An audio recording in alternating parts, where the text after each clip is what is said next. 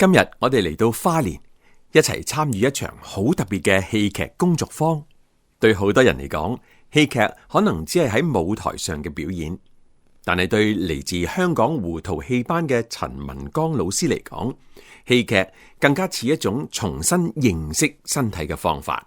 大家好，我叫做陳文剛，係嚟自香港胡桃戲班嘅。今日咧，我哋嚟到花蓮啊，同一班肢體有一啲障別嘅朋友咧，就去做一啲訓練同埋一啲面具嘅表演工作坊嘅。點解會選擇嚟到花蓮做呢個面具工作坊？因為同花蓮嘅朋友咧，即係有啲淵源啦。咁我哋先係識得花蓮嘅一啲朋友咧，咁慢慢就結識到一班即係肢體殘障嘅朋友啦。慢慢我哋話，既然我哋對於戲劇嘅有一定嘅認識啦，咁係咪可以將呢一個經驗帶俾花蓮嘅一啲朋友咧？咁所以咧，我哋就決定話不如我哋每個禮拜都落嚟花蓮，即係同佢哋做一啲練習啦。嗱，點解要即係幫一班即係肢體殘障嘅朋友去做一啲咁嘅練習咧？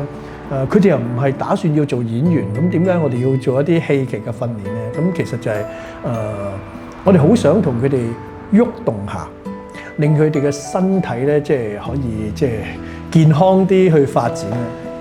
咁令佢哋可以保持佢哋嘅身體嘅機能延長落去啦。咁所以我哋好希望同佢哋喺戲劇訓練之餘做一啲運動，或者幫佢哋做一啲身體嘅鍛鍊，令到佢哋更加健康。基本上係戲劇訓練係一個媒介嚟嘅啫，希望去透過呢一個戲劇嘅媒介去訓練佢哋嘅身體，可唔可以咁講？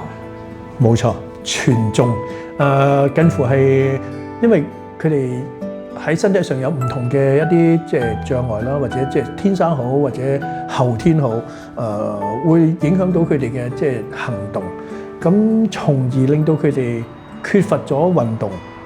陳老師話，好多身障朋友平時長時間坐喺度，身體好少活動。佢開始諗，有冇可能坐喺度都能夠做到運動呢？唔會再有藉口話我即係喐唔到啊，所以我要坐喺度。唔係，我哋坐喺度都可以做到運動。於是佢將戲劇變成一種身體練習，從最簡單嘅律動開始，慢慢學習點樣表達情緒，點樣打開自己，亦重新感受自己嘅身體。那我們的手再鬆一鬆，腳也可以踏地，對，一起來，整個身體都在動。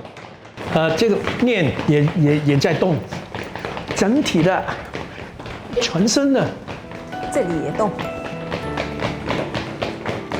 呢幾年佢持續帶住無障礙劇團嘅經驗，同不同身體狀態嘅朋友一齊創作，一齊訓練。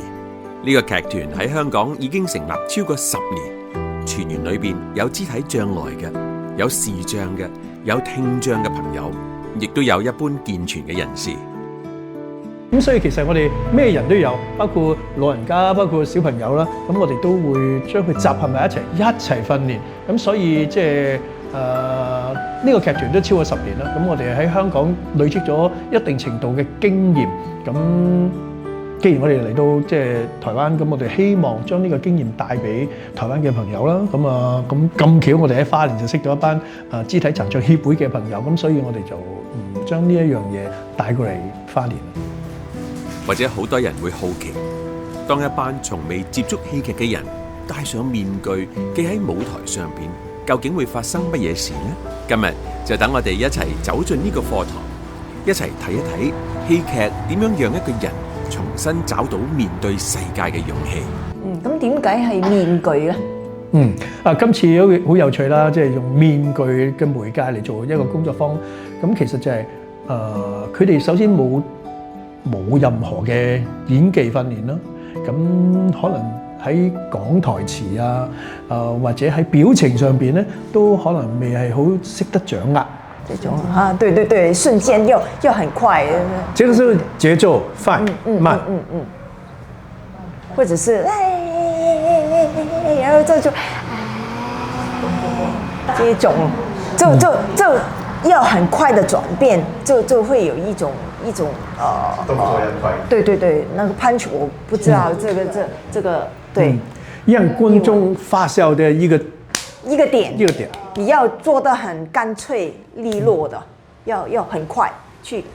咁，與其係咁樣嘅，不如我用面具去遮擋住佢哋嘅面部表情，亦都唔需要佢發聲啦，只係靠身體去表達，從而去加快佢哋去認識佢哋嘅自己嘅身體。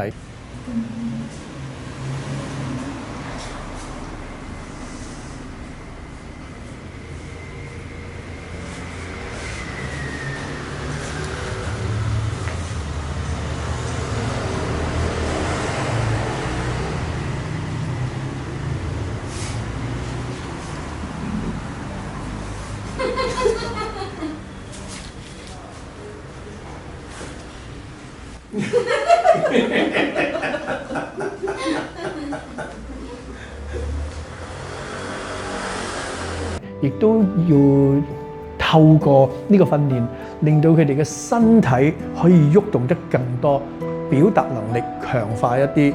咁呢個切入點咧，我覺得係比較容易啲，佢哋去接受。佢哋唔需要一時三刻即刻哇，又要照顧身體，又要講發聲，又要表情，諸如此類咁多嘅技巧。咁倒不如有啲可以擺埋一邊先啊，唔使講嘢，唔使做表情。靠身體嘅喐動去表達情感。咁可能好多人第一下聽到面具會有啲驚，唔知點解要用面具去即係表達戲劇呢一樣嘢。咁對於呢一班學員，你睇到佢哋經歷咗6堂嘅訓練，嗰個由最初係咪好驚，到而家嘅表現又係點？當然啦，佢哋一聽住面具工作坊究竟點啊？我乜都唔識喎，仲要喺度去表演用面具去表達。咁對於初學者嚟講，的而且確係一個恐懼嚟嘅。咁甚至乎佢哋唔知道究竟上堂要學習啲乜嘢。咁慢慢我哋即係透過一啲身體嘅活動嘅練習啊，一啲節奏嘅練習啊，一啲強弱嘅練習啊，快慢強弱，令到佢哋開始知道身體嘅喐動其實可以有好多唔同嘅配合。咁慢慢佢哋就會識得點樣去運用身體。當然佢哋由一個白色卡紙嘅面具開始做起，慢慢即係過咗幾堂之後，佢會加咗面具嘅一啲五官，令到嗰件事亦都會再強化一啲，亦都會有佢哋自己嘅創意擺咗喺入邊，令到呢個面具變成佢哋嘅一個角色。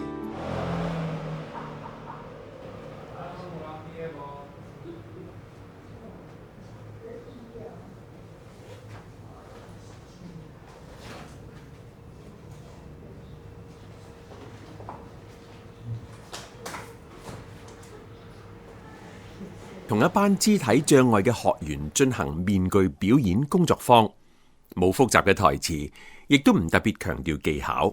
陳老師話：佢哋嘅表達能力高得超乎自己嘅預期。你係冇諗過佢哋可以，有咁勁嘅表演能力同埋咁好嘅創意，而喺課堂上高佢呈現出嚟咧，反而係即係令我驚喜嘅。你之前除咗呢個面具工作坊之前，都同佢哋做過另外一個戲劇工作坊嘅。咁兩個嘅分別係點？同埋見到佢哋中間嗰個轉變又係點？我哋去年啦，都係同佢哋做咗一個即係一個表演嘅工作坊，係透過去模仿做一啲演奏樂器嘅一啲練習。去做一個表演嘅。咁當然啦，呢個演奏點解我會用呢個方向去做咧？係因為佢哋冇一個人識得表演嘅。咁但係佢哋都唔係好識得，或者冇人識得去演奏樂器。咁點算咧？咁我哋透過去模仿啫，係一個樂器嘅演奏。我會播一個即係演奏嘅音樂俾佢哋伴住佢哋去模仿嘅。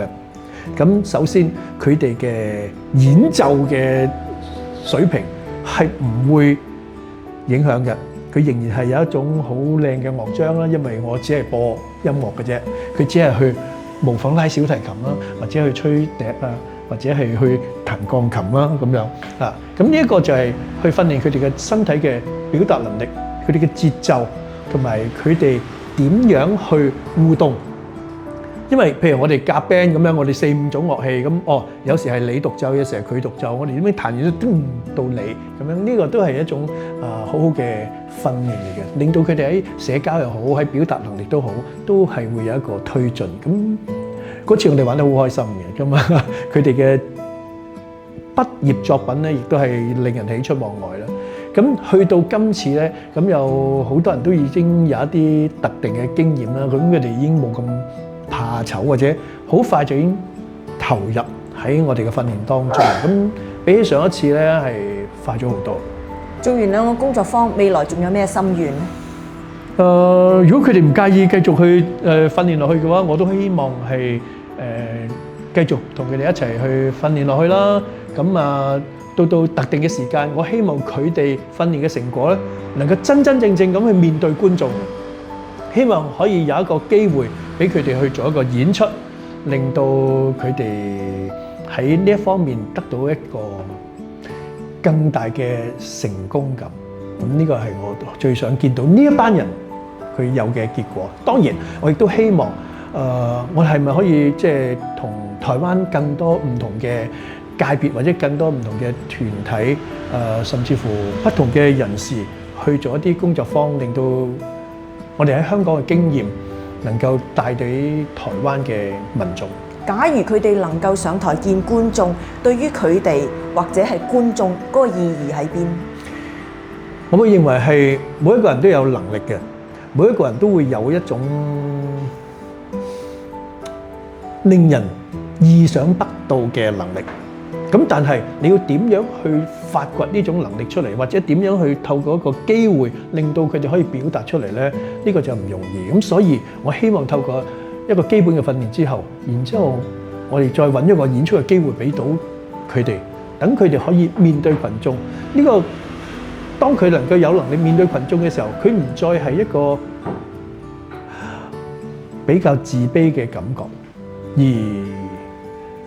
或者佢哋應該可以敞開佢哋嘅心扉，去將佢哋想講或者想表達嘅嘢表達出嚟，令到受眾或者觀眾都可以感受到佢哋正面嘅能力，令到呢一個正向嘅觀念可以得以發展。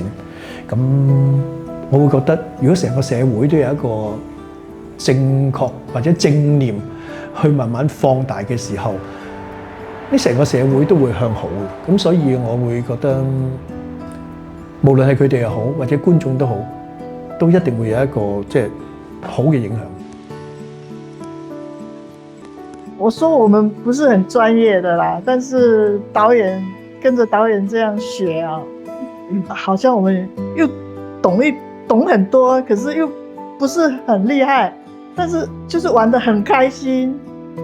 我很喜歡每個禮拜的今天可以這樣玩。對於觀眾嗰個刺激又係乜嘢咧？